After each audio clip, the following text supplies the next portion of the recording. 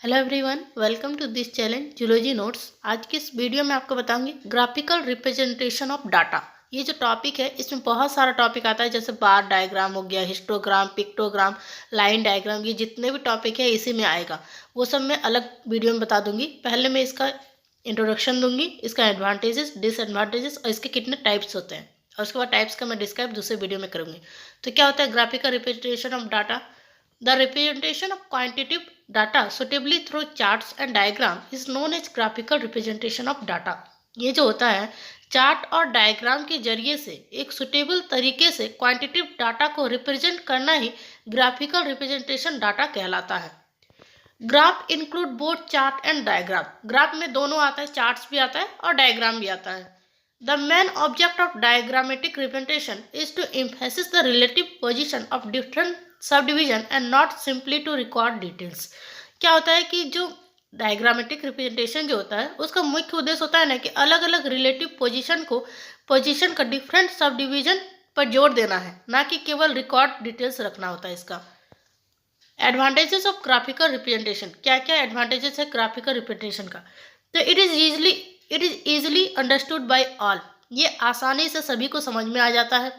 The data can be presented in A more attractive form. किसी भी data को एक अलग ही एक तरह का आकर्षक रूप दिया जा सकता है। It show the trend and tendency of value of the variable. ये क्या करता है, ये किसी भी वेरिएबल के वैल्यू को ट्रेंड और टेंडेंसी में शो कराता है, दिखाता है उसको। It show relationship between two और मोर सेट ऑफ फिगर। ये किसी भी दो या दो से अधिक फिगर के बीच के रिलेशनशिप को ये दिखाता है। It has a universal applicable. क्या होता है, इसको जो होता है यूनिवर्सली इसको एक्सेप्ट किया गया है ग्राफिकल रिप्रेजेंटेशन डाटा को।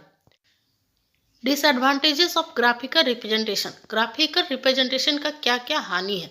तो it does not show all the fact. ये जो ग्राफिकल रिप्रेजेंटेशन जो होता है ये सभी फैक्ट को नहीं दिखाता है। Graphical representation can reveal only the approximate position. क्या कहता है, ग्राफिकल रिप्रेजेंटेशन जो होता है किसी भी पोजीशन को होता है ना, एक उसके पोजीशन को ही दिखाता है, उतना होता है ना कि ठीक से नहीं बताता है। It takes a lot of time to prepare a graph. ये बहुत ज़्यादा टाइम लेता है किसी भी ग्राफ को बनाने में।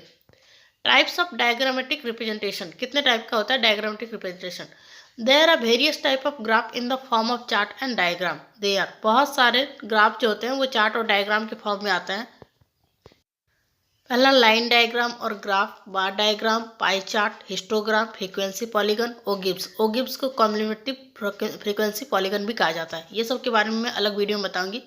वो सब आपका शॉर्ट नोट में पूछा जाता है, क्योंकि इसको किस तरीके से इसका बनाया जाता है, उसका जो लिखने का तरीका कि कैसे बार डायग्राम कैसे बनता है उसका पूरा लिखना पड़ता है। सब टॉपिक लॉन्ग शॉर्ट नोट का टॉपिक है, उसमें